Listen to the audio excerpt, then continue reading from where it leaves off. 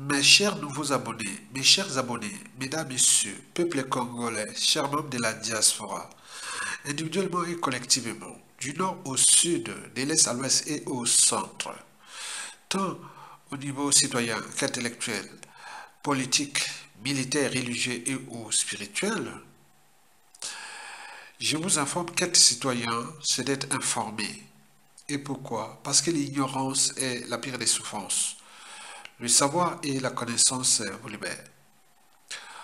Pour info, voici une information géopolitique sensible.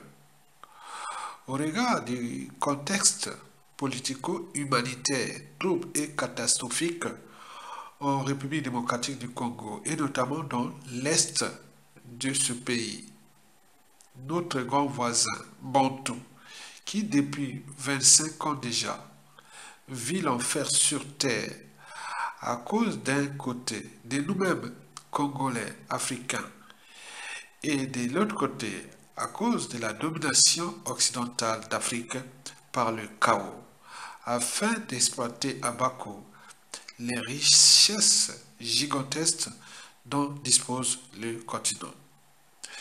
Et voici pour vous l'un de ces réseaux du bazar, de ce déshumanisme, du chaos en RDC, et notamment dans l'est de ce pays, dans les provinces des Lutiri, du nord et sud Kivu. Et voici ces réseaux que j'ai ici, l'information que j'ai reçue à travers les médias réseaux sociaux. Je pense que l'information a été publiée à travers Webstar et publiée sur Facebook. J'ai la source, mais je préfère cacher la source, comme disait Albert Einstein. Le secret de la créativité est de cacher vos sources. Et donc, je vais lire ce message qui est géopolitique et d'intérêt général pour les deux Congos et pour que nous, individuellement et collectivement dans les deux pays, nous puissions quelque part se battre pour notre liberté et dignité de Congolais. Bantou. Lecture. Bonjour, cher Zopam. C'est pas un fait nouveau pour le soutien de Kiki et son père au M23 au profit de Kagame. Cette coopération Kiki, son père et Kagame dure déjà une décennie, pendant le règne même de Kabila Joseph. Les armes étaient achetées en Ukraine par le Congo avec l'argent du pétrole et ensuite fournies à Kagame et le M23. Les chèques d'achat de ces armes chez les Ukrainiens étaient payés par Willy Guesso jusqu'à ce que Kiki soit introduit dans la danse par son père.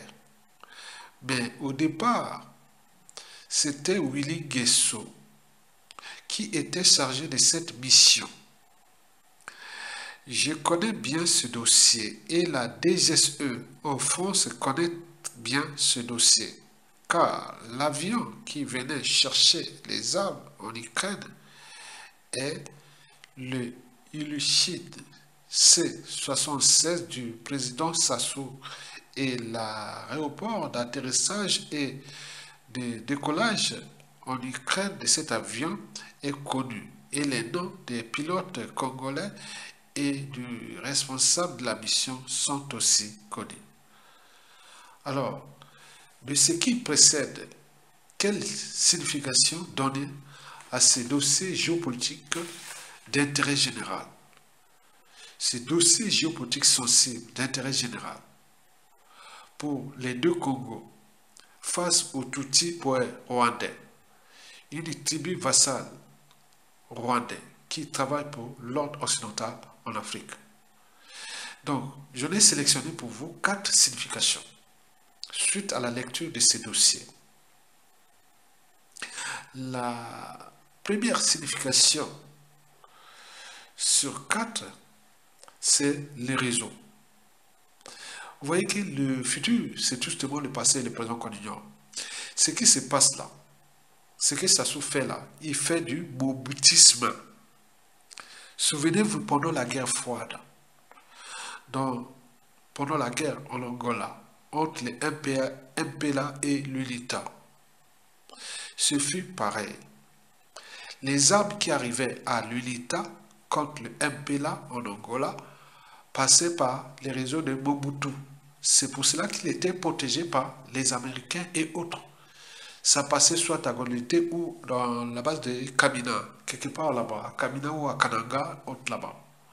Et ils sont introduits chez les UNITA en Angola. La suite, à la connaît. Mobutu fut trahi par les Américains pendant sa chute en 1997 et dont les conséquences sont d'actualité. Ça, c'est la première signification. Donc, Denis Sassou Nguesso, pour se protéger, pour se maintenir au pouvoir, donc il a ces puissants réseaux-là. Ils font que, malgré ses crimes, malgré ses crimes multiformes et multidimensionnels, il est là toujours protégé parce que ce sont là les circuits de maintien de l'Afrique toujours en bas, où l'Afrique soit toujours bas, parce qu'il y a ces pions, ces gens qui sont comme ça, ils travaillent pour ça. Et donc tous ces circuits, ces avions, ces financements, beaucoup de choses qui se passent là, les rencontres là, donc ils ne sont pas là pour l'intérêt des peuples, ils sont là pour cet ordre, pour eux, pour se maintenir au pouvoir. La deuxième signification sur 4, c'est le clan de Denis Sassou Nguesso. Là, il a mis tout son clan parce que Denis Sassou Nguesso ne fait confiance à personne dans ce pays. Sauf ce qu'il utilise un peu. Mais en réalité, voilà, avec ses enfants. C'est là où ça se passe. Il avait d'abord utilisé Willy Nguesso, et là, c'est Denis Chriset Sassou Nguesso. Le paradoxe, c'est que Denis Chriset Sassou Nguesso a ses origines zaïroises. Et donc, les Zaïrois sont au courant que Denis Chriset Sassou Nguesso, qui a volé l'argent du pétrole congolais, qui a investi une partie en RDC, qui cherche à devenir président, vous imaginez, vous foutez le bazar dans les deux Congos. Et donc pour les Zaïrois ou les Congolais d'en face, comment vous interprétez votre fils ou votre compatriote Denis Chriset Sassou Nguesso qui fout le bazar dans votre pays avec ce qui s'est passé. Vous imaginez, Denis Chriset Sassou Nguesso arrive aux affaires au Congo depuis les années 2010 à peu près, non? Donc vous imaginez ce bazar-là qu'il a créé là-bas depuis. Et donc vous imaginez les dégâts occasionnés. La troisième signification sur 4 est France-Afrique. Donc Denis Sassou Nguesso le pion, la France-Afrique. Dans les ramifications France-Afrique, pour ses propres intérêts en Afrique et occidentaux par le pacte, les alliances, et tout ce qu'ils ont fait ensemble, c'est-à-dire la France-Afrique, la France-Afrique, c'est la France. Et donc, avec les Américains, les Occidentaux, il y a une entente cordiale entre eux. Donc, tout ça pour foutre le bazar là-bas, pour exploiter ces pays-là. Donc, vous imaginez, donc, là, on voit bien que Sassou Nguesso et la France-Afrique, ils sont dans ce complot-là. Et donc, vous imaginez l'esprit occasionnel.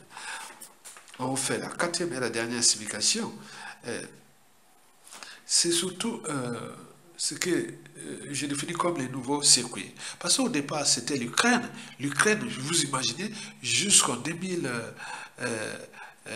comment on appelle, jusqu'à la guerre contre l'Ukraine par la Russie, c'est l'Ukraine qui terrorisait les Congolais. Souvenez-vous de ce qui s'est passé en 2015-2016.